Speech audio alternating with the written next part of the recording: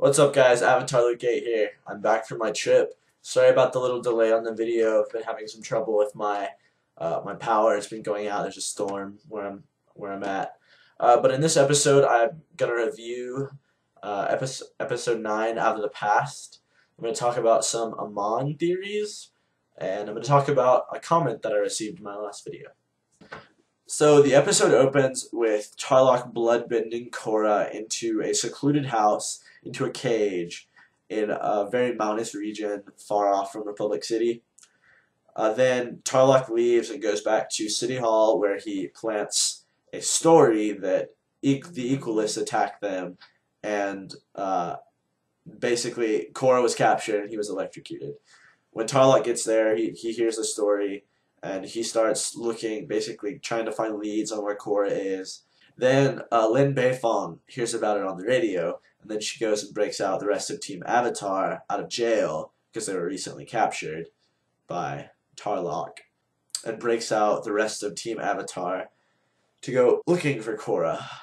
They basically think it's the Equalists, and because Hiroshi Sato's secret hideout was underground, they go underground to look for her.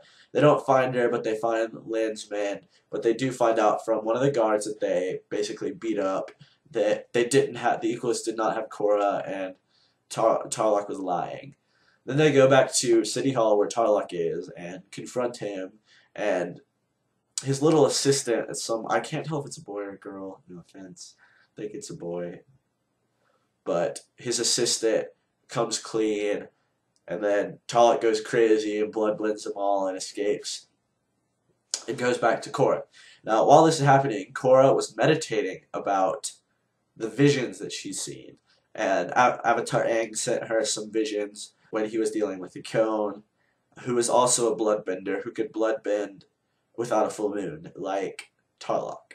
Basically, she finds out that Yakone was a bloodbender and he'd done crimes, and Avatar Aang took his bending away. And she comes to the conclusion that Yakone is Tarlok's father and Tarlok is his son.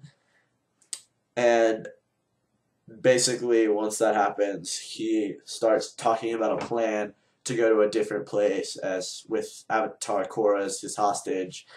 But as he's walking up the stairs, bam, Amon's there. Now, the first thing I wondered, how did Amon know that they were there? They're not in Republic City and anywhere near it. How did Amon know that? I was reading a video comment.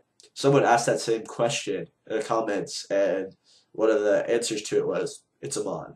Yeah, he's just that cool. So then Amon says, prepare to be equalized. And I thought that was kind of funny, equalized.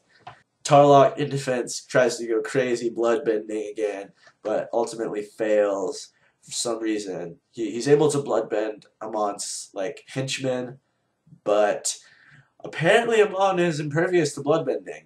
This either means that he's a waterbender, or I've heard another theory that Amon isn't completely human, have prosthetic arms or whatever, because you don't really see any part of his skin. The only thing we saw were his eyes. So after that, Amon basically goes insane and does his crazy martial arts and takes Tarlok's bending away. And then he calls his henchmen to take Korra away, but Korra's smart and beats him up. So Korra runs away, and she finds Naga, and Naga takes her back to Republic City, and Naga howls, and Team Avatar finds her, and Mako basically comforts her, and Asami is getting jealous by this point. Asami asks Bolin about Korra and Mako, and he tells her that they kissed, and she's getting jealous, and this is just a spice of, I guess, romance and drama. But Bolin also adds some humor to it. He does some funny things along the way. Now I'd like to talk about a few theories about Amon. So I've heard some theories that Amon has prosthetic arms, and that's why he was not able to be bloodbended as easy as everyone else. He struggled a little bit, probably because he has a little bit of natural body parts, but his arms and legs and stuff are prosthetic. I've heard that. it's going to be someone who probably has some scars. That's why he has the mask. I think it says that on the Wikipedia page or the Nick.com that he wears a mask to cover a scar on his face, something like that. So it's going to be someone who has a scar, doesn't like benders, was affected by benders in the past. After episode 10, I hope to give a theory before the season finale. If not, well, I guess we'll find out. Next, I would like to take your attention to a comment I got in my last video. I'm going to read it. My prediction is that Amon is going to take Korra's 3 elemental bending away, and she will learn air, and the books will be the same, blah, blah, blah, blah.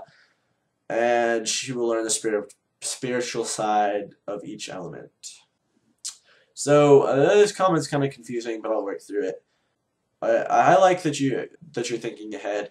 In my opinion, I think that Korra is going to keep all of her bending. I don't think that Amon will have the ability to take her bending away because she is the Avatar.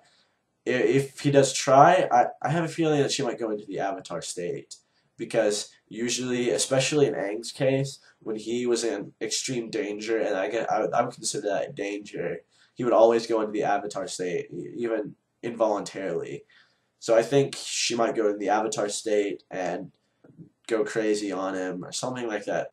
Well, thanks for watching, guys. I'll see you in the next video. I'm going to talk about Zuko's mom. Please like, favorite, and subscribe. See you guys.